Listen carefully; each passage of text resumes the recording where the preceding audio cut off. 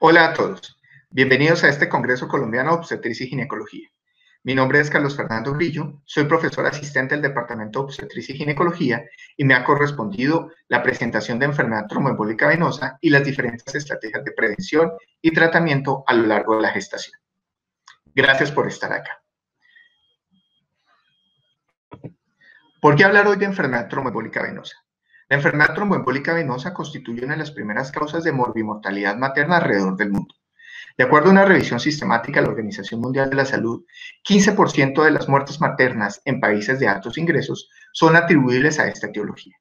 No obstante, la carga de la enfermedad puede ser tan alta como alrededor del 30% en Reino Unido y una de cada 10 muertes maternas para países desarrollados, como lo es Estados Unidos. Y el comportamiento de la mortalidad materna para Colombia recuerda a lo que se empieza a ver al interior de otras latitudes.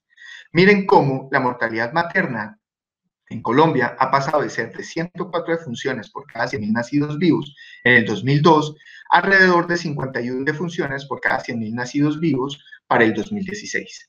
Disminución en la mortalidad materna que, como muestra la gráfica, se estima que va a ir en decremento paulatino, logrando cada vez menos muertes maternas. Pero cuando hacemos una disección de los casos de mortalidad materna, evidenciamos cómo la mortalidad materna alrededor de Colombia, para toda Colombia mejor, siguen siendo las principales causas que ya conocemos.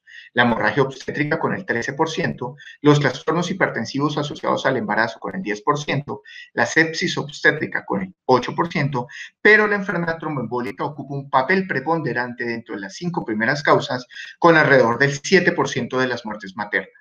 Luego, para Colombia sigue siendo relevante. Y la capital colombiana, no es ajena a este fenómeno.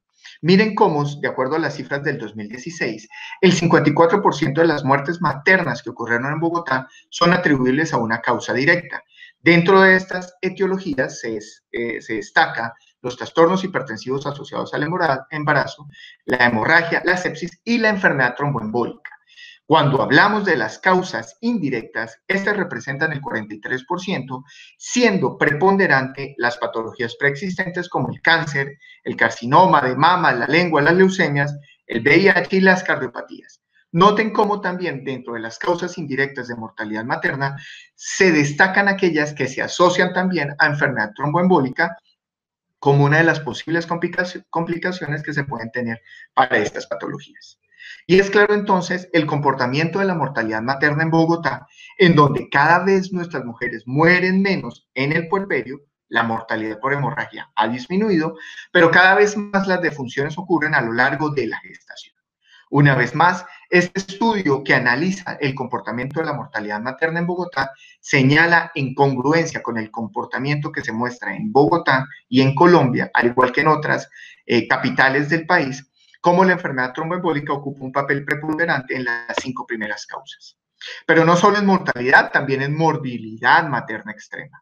Sabemos que la hemorragia, los trastornos hipertensivos, ocupan el pilar fundamental, pero otras causas agrupadas, especialmente la enfermedad tromboembólica, representa probablemente la tercera causa más importante de morbimortalidad materna extrema para nuestra capital. Y no es un misterio y no es una sorpresa, y es que el embarazo es un estado protrombótico. Nosotros sabemos cómo los cambios fisiológicos del embarazo incrementan de forma sustancial la concentración de los factores de la coagulación, la concentración del fibrinógeno y la concentración del factor de von Willebrand, al tiempo que disminuyen sustancialmente la concentración de proteína C y S, favoreciendo de esta forma un incremento en los factores trombóticos, una disminución en los anticoagulantes naturales, incrementando de esta forma el riesgo sustancial.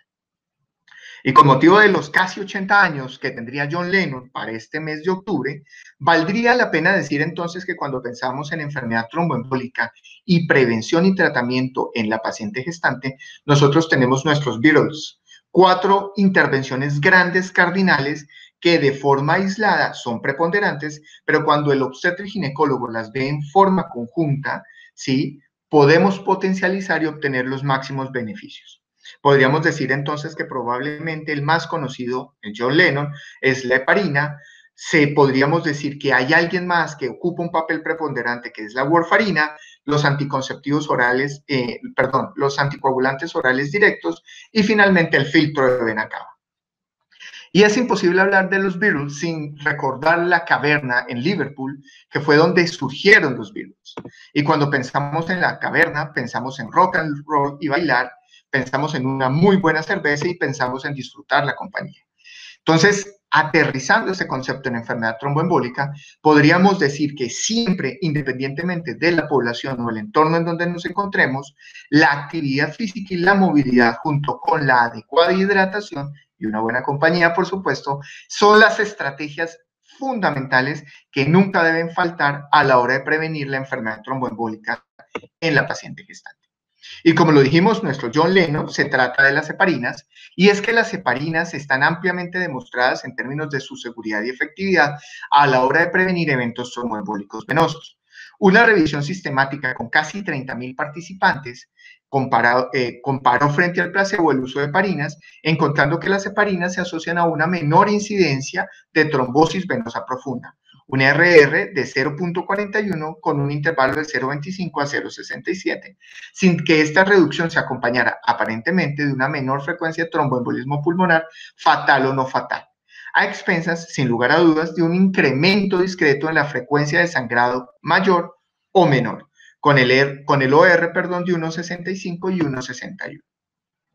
Cuando analizamos la evidencia en población gestante y comparamos las heparinas de bajo peso molecular frente a la no fraccionada, una revisión sistemática de Cochrane con 121 participantes evaluó la seguridad y la efectividad de este tipo de intervenciones.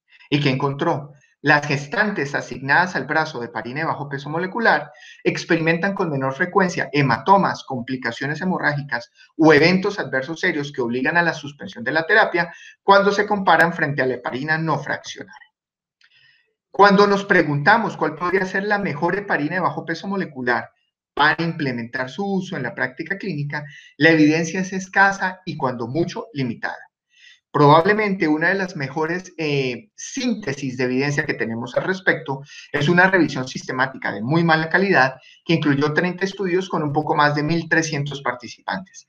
Casi todos los estudios fueron series de caso, estudios de cohortes sin grupo control o pacientes con reporte de caso. La gran mayoría de las pacientes fueron expuestas a heparina, seguida por dalteparina y nadroparina, con frecuencias variables de trombosis venosa profunda, tromboembolismo pulmonar, sangrado severo o eventos hemorrágicos. No obstante, las cifras que nos muestran ahí, es prudente tenerlas con cautela en cuenta, dado que al ser estudios que carecen de grupo control y al ser estudios que no son ensayos clínicos controlados, probablemente la mayor frecuencia de trombosis venosa profunda, tromboembolismo pulmonar en el grupo de la enoxaparina, se ha atribuido a que el número de pacientes expuestos al interior de esta revisión sistemática para el grupo de enoxaparina fue sustancialmente mayor comparado con los otros brazos. De toda vez que al tener un tamaño de muestra mayor, los desenlaces poco frecuentes como trombosis venosa profunda y tromboembolismo pulmonar se empiecen a ver al tener un tamaño de muestra mayor. Pero también tenemos evidencia nacional. Un nuevo estudio de cohorte retrospectivo realizado en un hospital universitario de Bogotá comparó dos cohortes de mujeres, una expuesta a enoxaparina y otra a nadroparina. El estudio se realizó entre el 2015 y el 2017. Se revisaron más de 2.156 participantes, de las cuales finalmente 1.482 fueron incluidas. 727 en el grupo de enoxaparina, 755 en el grupo de nadroparina. La edad promedio de las pacientes fue 35 años con una edad gestacional de 38 semanas. Al interior de este estudio, no aleatorio, no se encontraron diferencias en la frecuencia de desenlaces favorables o efectos adversos asociados a la terapia. Tenemos claro entonces el papel de la heparina comparado con otras alternativas y quizás la heparina de bajo peso molecular, sin que la evidencia apoye un uso preferente de algún tipo específico, constituiría el pilar fundamental o una de las mejores alternativas en población obstétrica. Creo que eso no es nuevo para mi auditorio. No obstante, dejemos a John Lennon atrás, que es el más conocido, y empecemos a hablar de otras alternativas disponibles un poco menos familiares para el obstetra y ginecólogo. Hablemos de Ringo Starr y nuestro Ringo Starr sería entonces la warfarina. Vale la pena preguntarnos entonces, ¿la warfarina tiene un papel fundamental o tiene algún escenario ahorita en la obstetricia y la ginecología? Y para aterrizar el concepto, empezaría por decir que la cardiopatía reumática ha sido reemplazada por la cardiopatía congénita corregida. En este sentido, esta etiología genera un gran número de complicaciones cardíacas maternas a lo largo de la gestación. Y es que nuestros pacientes en la actualidad con cardiopatías y con valvulopatías mejor tienen disponibilidad de bioprótesis o válvulas mecánicas protésicas, metálicas, para hacer el reemplazo valvular. Y estas pacientes justamente tienen un riesgo alrededor del 10% de trombosis valvular, 1% de mortalidad, 23% de riesgo de hemorragia, 18% de probabilidad de pérdida fetal y casi un 20% de mortalidad asociada a un evento tromboembólico. Pero no solamente este tipo de pacientes. Las pacientes que cursan con estenosis mitral y arritmia tipo taquicardia supraventricular o insuficiencia mitral o aórtica con clase funcional de la Asociación Americana del Corazón tipo 3 o 4 tienen sustancialmente un mayor riesgo de enfermedad tromboembólica también. Y entonces podríamos decir que en la paciente gestante con enfermedad valvular tenemos tres alternativas: la warfarina, la heparina no fraccionada y la heparina de bajo peso molecular. Pero sabemos los riesgos que incluye el uso de la warfarina en términos de la embriopatía, el sangrado fetal, la muerte fetal. Nos quedaría entonces otras alternativas como la heparina no fraccionada y la de bajo peso molecular, en donde también no están exentas de riesgo y en donde la seguridad podría ser la mayor preocupación. De esta forma, en población no obstétrica con patología valvular, es clara la importancia de la warfarina, pero en población obstétrica, frente a las otras alternativas, no es tan fácil la selección. ¿Pero qué dice la evidencia?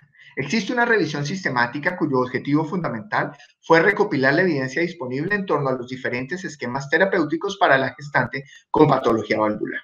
De esta forma se recopiló la evidencia en torno al uso de warfarina sola durante el embarazo, acorde a la dosis, el uso de heparina de bajo peso molecular a lo largo de todo el embarazo, el uso de heparina de bajo peso molecular durante el primer trimestre para luego hacer un switch o cambio de mi paciente a warfarina, y finalmente la heparina no fraccionada ajustada por dosis durante el primer trimestre para luego hacer un cambio de la terapia a la warfarina. Los desenlaces evaluados en esta revisión sistemática fueron desenlaces compuestos maternos y fetales, mortalidad materna, trombosis valvular, tromboembolismo sistémico y por el lado fetal, aborto, muerte fetal o presencia de anomalías congénitas mayores. Se incluyeron más de 800 gestantes y más de 18 estudios.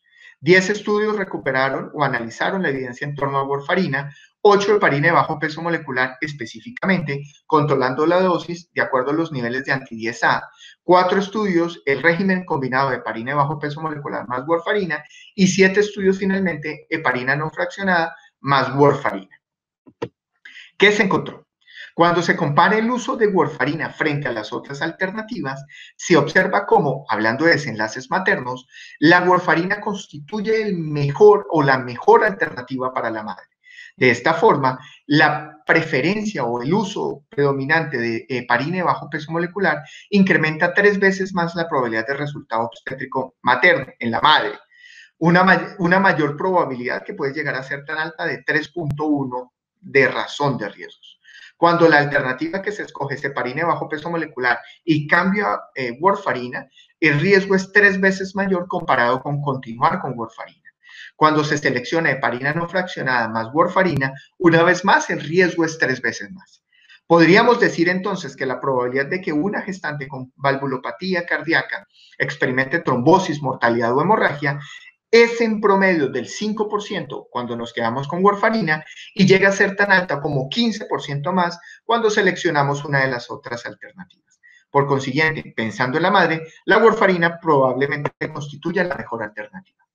Pero ¿qué pasa cuando el desenlace relevante es el bienestar fetal y el resultado de la gestación?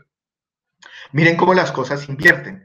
La mejor alternativa quizás sea el uso de heparina de bajo peso molecular con una razón de riesgos del 0.4. La combinación entre heparina de bajo peso molecular y warfarina tiene una razón de riesgo del 0.4 con un intervalo de confianza que alcanza el punto de no diferencia entre los grupos. Similar a como ocurre en la alternativa de heparina no fraccionada más el uso de la warfarina. Dicho de otra forma, podríamos decir entonces que cuando el desenlace que evaluamos es el desenlace fetal, el riesgo promedio estimado de seleccionar la warfarina es casi un 40% de probabilidad de que tengamos un desenlace desfavorable, frente a un 13% para heparina de bajo peso molecular, 16% para la combinación heparina de bajo peso molecular warfarina y casi un 34% para la combinación heparina no fraccionada más warfarina.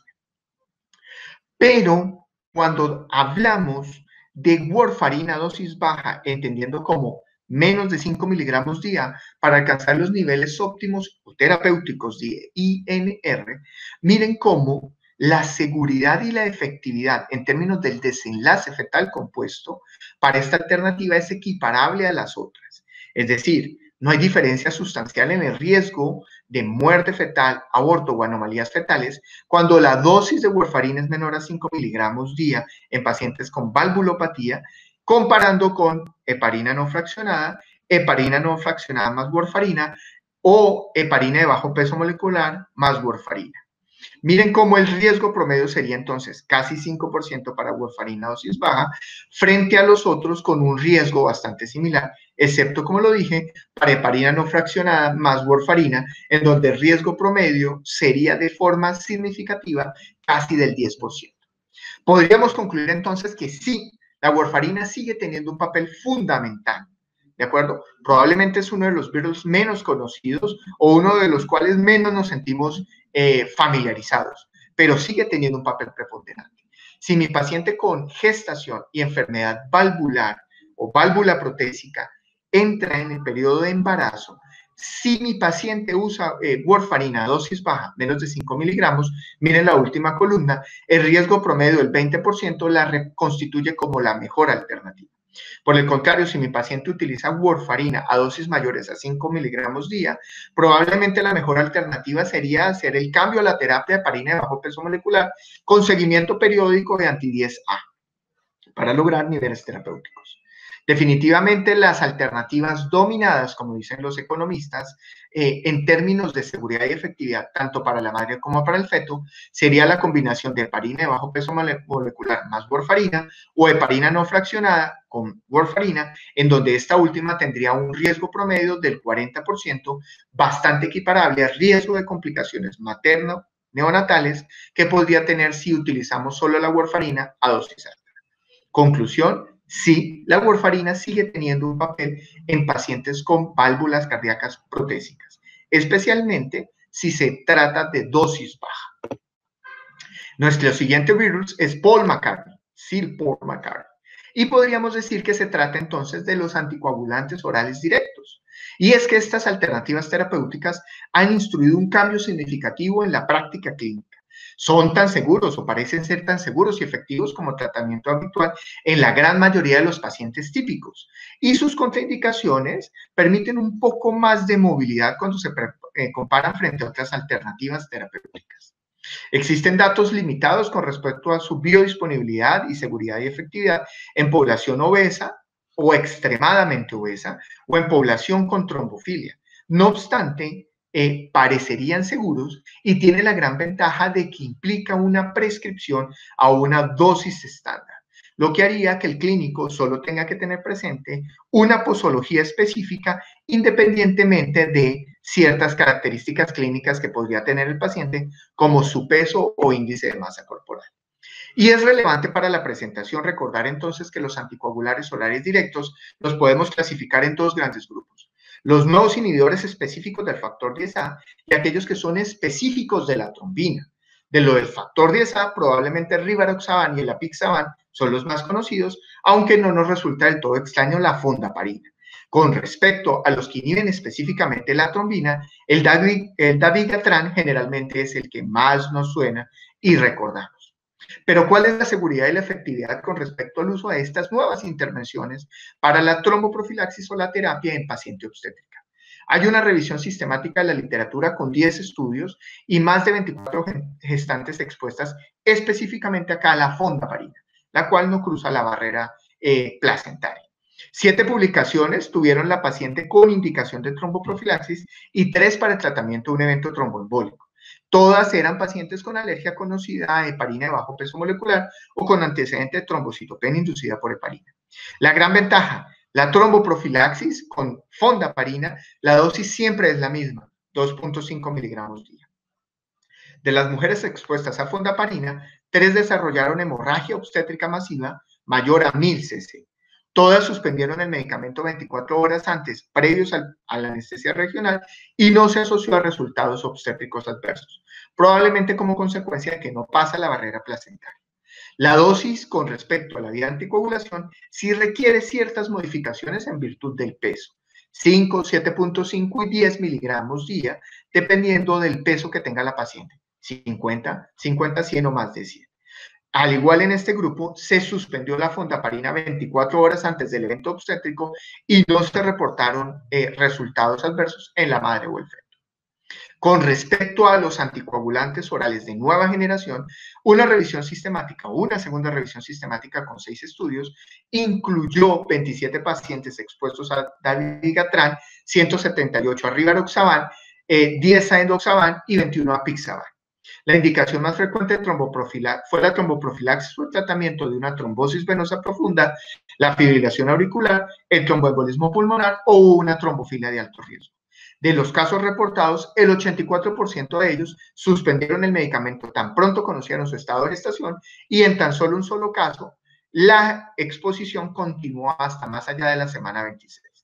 El resultado obstétrico se conoció en 140 de las pacientes expuestas, 28% de las gestaciones terminaron con interrupción voluntaria del embarazo y de las que continuaron la exposición y la gestación, el 31% de ellas terminaron en aborto espontáneo y el 41% en nacidos vivos. Se informaron anomalías fetales en 8% de los neonatos expuestos a rivaroxaban. En su mayoría, las mujeres expuestas a este medicamento, rivaroxaban, eran mujeres expuestas durante el primer trimestre, siendo las anomalías documentadas con mayor frecuencia faciales, renales, del sistema nervioso central, cardíacas y algunos casos de restricción de crecimiento intrauterino. 8% de las mujeres expuestas a estos medicamentos anticoagulantes orales directos presentaron hemorragia posparto o hemorragia posaborto. Entonces resulta un poco más claro. Probablemente sigue siendo una duda la seguridad y la efectividad del uso de estas moléculas durante la gestación, pero probablemente la fondaparina constituye una alternativa segura y probablemente efectiva para la prevención de eventos tromboembólicos en gestantes donde no sea factible administrar heparina o heparina de bajo peso molecular. Nuestro siguiente virus es George Harrison y sería el equiparable para nosotros como el filtro de la vena cava inferior. ¿Cómo el obstetra puede familiarizarse y cómo mis colegas podrían entrar a pensar en el filtro de la vena cava inferior? Y básicamente la idea es que es el tratamiento de elección para una trombosis venosa profunda cuando no es factible la administración de terapias farmacológicas habituales. Y es importante recalcar que existen dos tipos de filtros, los permanentes y los temporales. El permanente se reserva para pacientes que requieren profilaxis a largo plazo y que tienen contraindicación absoluta para una anticoagulación farmacológica. Por su parte, los filtros temporales se resuelven para pacientes cuyo factor de riesgo para enfermedad tromboembolia es transitorio o que tienen una contraindicación para la anticoagulación oral o el uso de alternativas farmacológicas, pero que esta contraindicación es netamente transitoria también. Y como lo mencioné, entonces hay dos tipos de filtro recuperable y el no recuperable. El filtro recuperable tiene una menor frecuencia de complicaciones posteriores, se ha asociado a menor riesgo de embolía, a un menor riesgo de estenosis de la vena cava inferior. Y durante la gestación preferimos este tipo de filtros, dado que habitualmente se tratan de eventos factores de riesgo o eventos netamente transitorios que una vez la mujer ha superado la etapa crítica, pues vuelve a su hemostasis habitual. Durante el embarazo, a diferencia de la paciente no gestante, los filtros de vena cava suelen colocarse suprarrenales. En la población no gestante es infrarrenal, pero durante la gestación, los expertos en la materia consideran que podría haber cierta dificultad técnica o preocupación en caso de dejar el filtro de vena cava infrarrenal que se fragmente en virtud de la presión que puede ejercer el útero grávido o que el aumento en la presión pélvica podría generar un desprendimiento y una embolía del filtro. ¿Cuándo indicar de forma terapéutica el uso de filtro de vena cava en la población gestante? En toda paciente esencialmente con evento tromboembólico y una contraindicación absoluta, para la anticoagulación, como las pacientes que tienen trombocitopenia severa, pacientes que han tenido un sangrado cerebral reciente, pacientes con hipertensión severa no controlada o pacientes cuya tasa de filtrado glomerular es inferior al margen de seguridad permitido para el uso de otras alternativas como las heparinas. Otra indicación terapéutica para el filtro de vena cava inferior podrían ser las pacientes que experimentan complicaciones serias derivadas de las intervenciones farmacológicas. 3. Las pacientes que tienen incapacidad para alcanzar un nivel apropiado de anticoagulación con los medicamentos a las dosis habituales o aquellas pacientes que habiendo recibido una intervención farmacológica a la dosis adecuada durante la duración adecuada y la dosis adecuada, la trombosis se prolonga o se extiende o presentan un nuevo tromboembolismo pulmonar a pesar de la terapia farmacológica adecuada. Algunas sociedades también sugieren el uso de filtro de vena cava en presencia de un tromboembolismo pulmonar masivo, en donde un nuevo evento tromboembólico pondría en riesgo la vida de la paciente. ¿Y cuáles serían las indicaciones profilácticas para el filtro de vena cava? Ojo, el Comité Británico de Hematología recomienda que toda paciente embarazada con un evento tromboembólico venoso que tenga contraindicación para la anticoagulación debería ser beneficiaria del filtro de vena cava. ¿Como cuáles pacientes? Como una paciente que tiene, por ejemplo, una placenta previa que está hospitalizada y hace un evento tromboembólico en donde por su riesgo inminente de sangrado la tromboprofilaxis farmacológica podría no ser una alternativa, o, por ejemplo, una paciente que presenta un evento tromboembólico como una trombosis venosa profunda o un tromboembolismo pulmonar y que se encuentra muy cerca del parto, es decir, a la semana 36 o más de gestación. ¿Qué evidencia hay con respecto a la seguridad y la efectividad del filtro de vena cava durante la gestación? Existe una revisión sistemática, publicada en el 2016 con 44 estudios tipo reporte de casos, serie de casos, con más o menos 124 pacientes expuestas. Las indicaciones fueron, como ya lo mencioné, el fracaso de la terapia a pesar de la anticoagulación apropiada, la presencia de complicaciones serias asociadas a la anticoagulación y el uso en pacientes con trombofilia de alto riesgo. Los estudios incluyeron pacientes multíparas y nulíparas. La edad gestacional a las cuales fueron expuestas o a las cuales se les colocó el filtro de vena cava oscila de las 7 a las 41 semanas de gestación, con un promedio de las 35. Y durante el procedimiento, en la literatura, no se reportó que el útero grávido fuera un impedimento para el acceso por vía yugular o femoral, como habitualmente lo hace. No obstante, su posicionamiento infrarrenal por el útero grávido, como lo dije previamente, sí se asoció con cierto grado de dificultad en la técnica y por ello casi siempre, 56%, la ubicación fue suprarrenal. No se reportó ningún caso de TEP fatal en estas pacientes a las cuales se le colocó el filtro de vena cava inferior, pero sí se registró un caso de TEP no fatal. No se reportó casos asociados a mortalidad fetal, ¿de acuerdo? Y a pesar de que el filtro requiere fluoroscopia, la dosis de Graves a los cuales se coloca el filtro y se hace la intervención es relativamente baja, lo que no representa una mayor amenaza para el feto. Sí se presentó en esta serie de casos una mortalidad materna por un tromboembolismo aéreo durante la colocación del filtro. 3 gestantes desarrollaron amenaza de parto prematuro durante el periodo inmediatamente posterior a la colocación del filtro, pero las amenazas de parto prematuro fueron exitosamente controladas con la terapia habitual. Sí se presentó, como era de esperarse, edema y dolor en el sitio de punción y la tasa de complicaciones fue alrededor del 9%, que no es diferente al observado en población no obstétrica. Con respecto a la vía del parto, en la actualidad, los expertos, la Asociación Americana del Corazón y el Comité Británico de Hemostasia sugieren que la vía del parto debe ser en esencia por indicación obstétrica, aunque en las series de casos que se revisó para la revisión sistemática se resalta la alta frecuencia de cesáreas, probablemente por el temor que puedan tener en este tipo de pacientes, que el aumento en la presión intraabdominal durante el trabajo de parto pueda favorecer la fragmentación y la embolización o la embolia del filtro. No está claro si la actividad uterina o el aumento de la presión intraabdominal durante la valsalva, entonces, durante la maniobra de valsalva, pueda favorecer este tipo de fenómenos. La tasa de retiro o de fallo de retiro en la población gestante fue alrededor del 12%, que es lo bastante similar a lo observado en población no gestante. Entonces, todo lo que necesitamos es un poco de amor, como dicen los Beatles, y todo lo que necesitamos son entonces unas conclusiones para llevarnos a la casa. La primera sería entonces que la enfermedad tromboembólica constituye una causa relevante en morbimortalidad materna al interior de nuestra población. Esto en virtud de que los cambios fisiológicos del embarazo hacen al periodo de gestación un estado protrombótico.